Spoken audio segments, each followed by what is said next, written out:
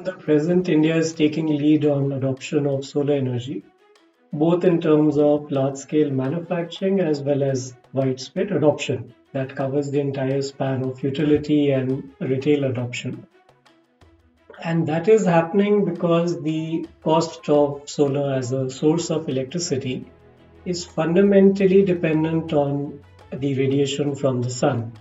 So that allows for any country to generate their own solar power, space never being the constraint given the efficiency of the radiation we get.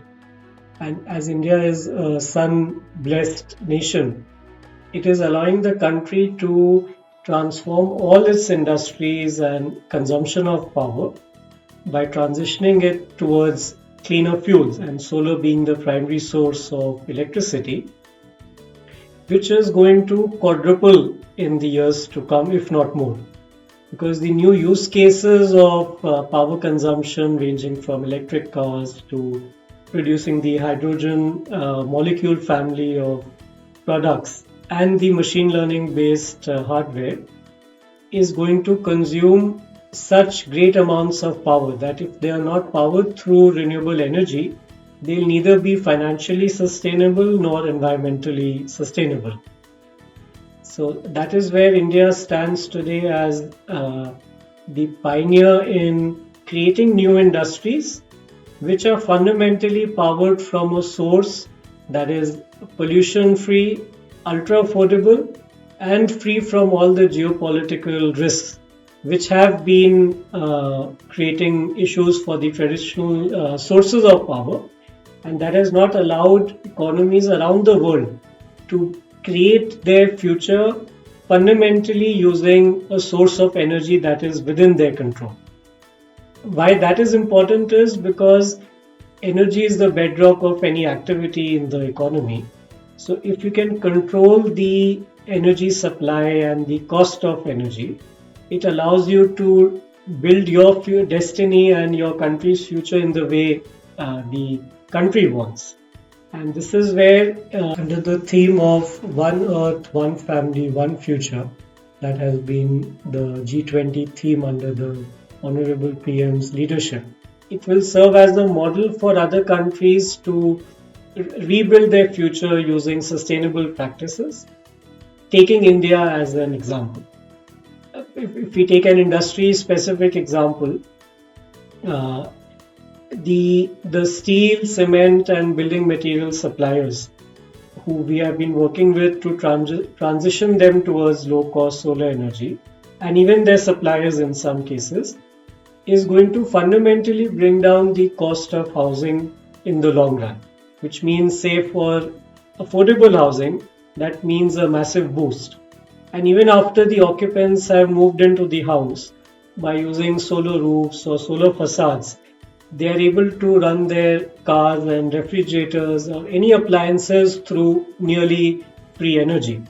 So, which makes the cost of living very attractive within one's control and largely inflation proof. So, all these things combined will serve as a new model on how the society should be constructed, how the infrastructure should be built, and when you put all these elements at a micro level, the macros of the country can be better designed for. When it comes to skilling, there has been studies in countries like Germany which have pioneered the use of renewable power, that at one point solar energy is generating more jobs than the automotive segment, which traditionally has been considered to be the biggest multiplier of job creation. And that has happened because the distributed nature of the technology allows for more and more people to be engaged in the value chain, unlike the fossil fuels where in remote areas and harsh environments only a finite group of people could contribute towards extraction of energy. Whereas in solar energy, the distributed nature of it means in a city where, say, you have 100,000 houses, you need as many people, or even say twice or thrice of that number, to install the equipments to enable people to use solar power. Apart from that, the manufacturing of the materials from solar modules to cells to the wafers and the other input raw materials, alongside the accessorial components of batteries and inverters,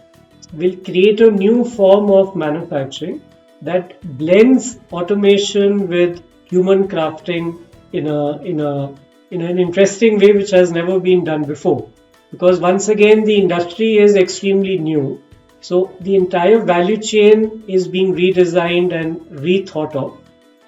thereby making it even more important for the right skills to be in place. In fact, the central and state governments have very interesting, easy to register programs